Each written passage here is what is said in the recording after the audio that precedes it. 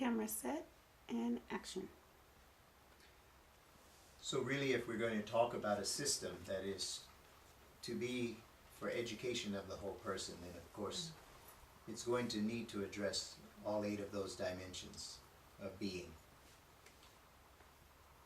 So when we begin to speak about spirit, education around issues of spirit, the dimension of spirit, we really are talking far beyond that of religion and spirituality, as we tend to know it in a commonplace jargon and practice.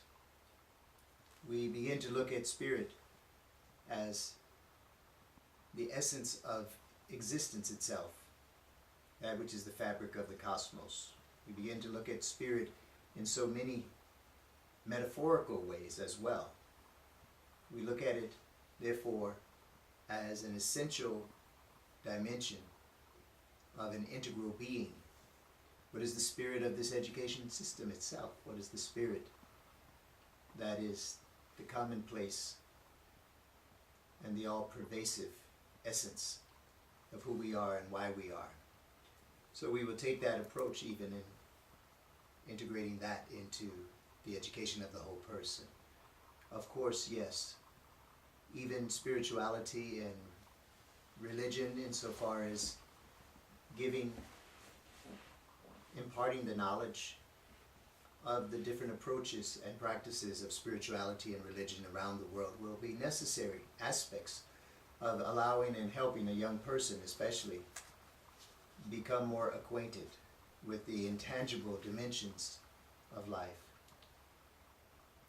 When we speak of consciousness, this is a fairly abstract term for young people especially, yet we find it as being sometimes a cause of much challenge and debate as to what it truly means, even in the context of adult exchange. So consciousness is as well a necessary, essential dimension of learning, because it is that means by which we frame perception itself and experience itself. So we would teach on consciousness. And all of these things can be taught in graduated ways, at different levels and layers, from the very young all the way to the adults. When we speak of energy, we understand concepts of energy.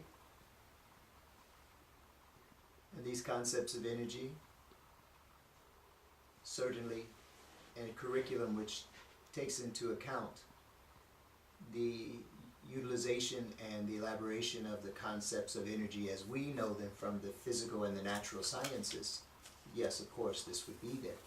But an understanding that we are ourselves also energy beings and energetic beings, we would explore much more in detail and much more in various other directions what these constructs of energy and energetics and bioenergetics actually mean. And we formulate an educational system process which again is in this gradated and graduated manner. When we speak of mind, the mind, body, spirit, that axis, we're speaking of mind in many different contexts, from the physical neuroscience orientation of the nervous system to the cosmologic orientation of what we call the fields of sentience and morphogenic fields. These are also aspects of mind. So we would teach these things as well.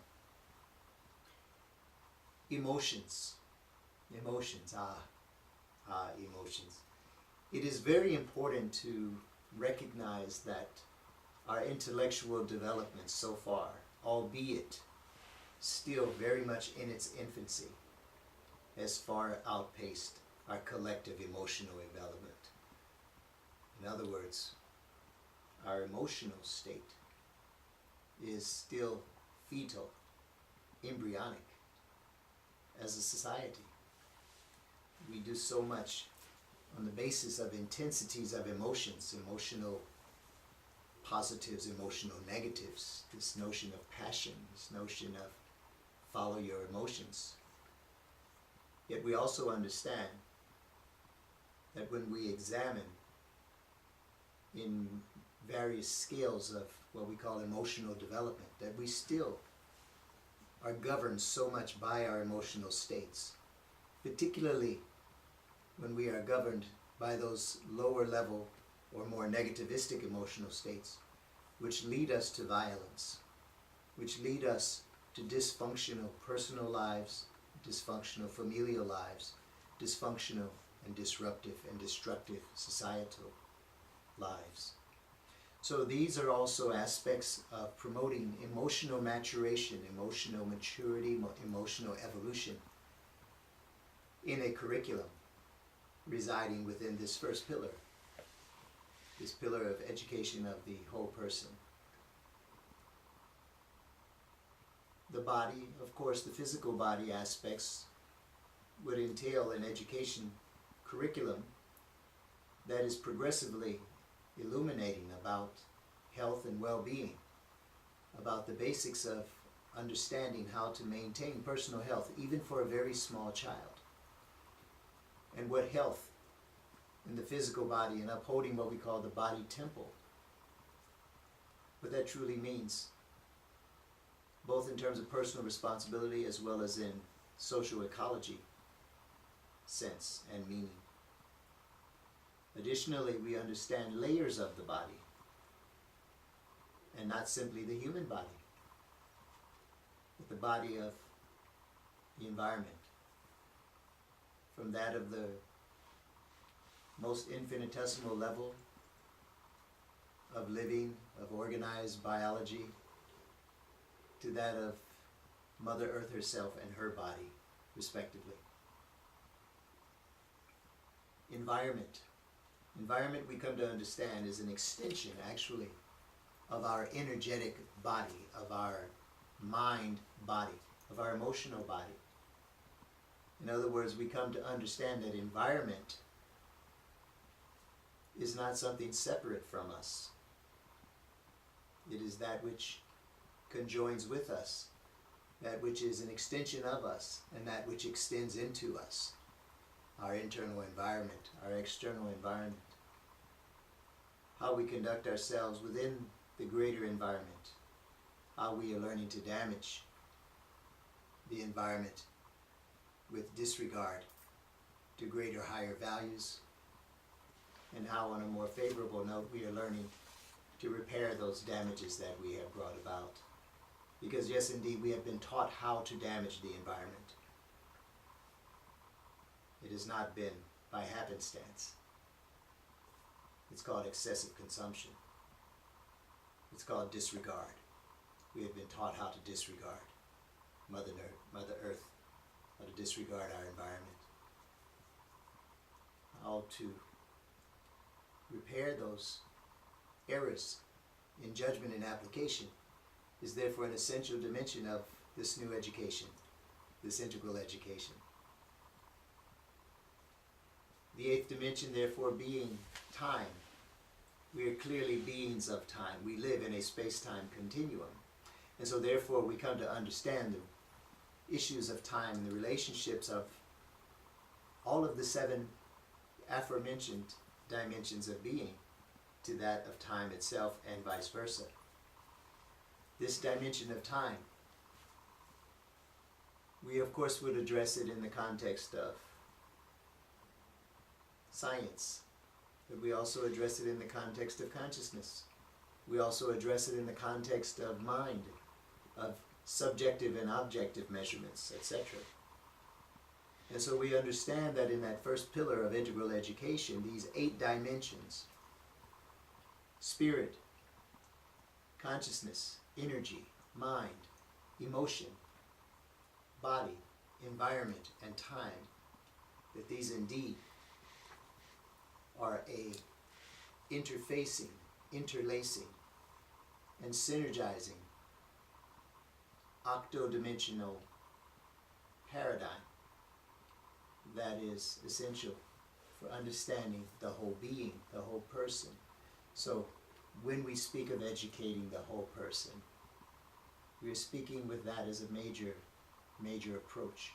We're also talking about the relationship of that whole person in many of the traditional ways as well.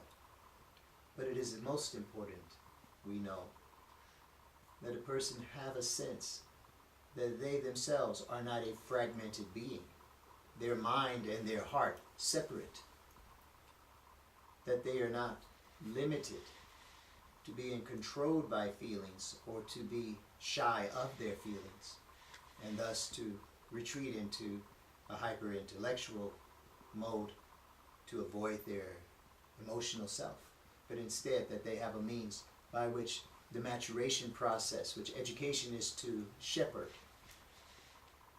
that maturation process is indeed well-rounded, integral, and truly bringing about, as one progresses through this system at all levels, at all tiers, truly bringing about an integral whole being.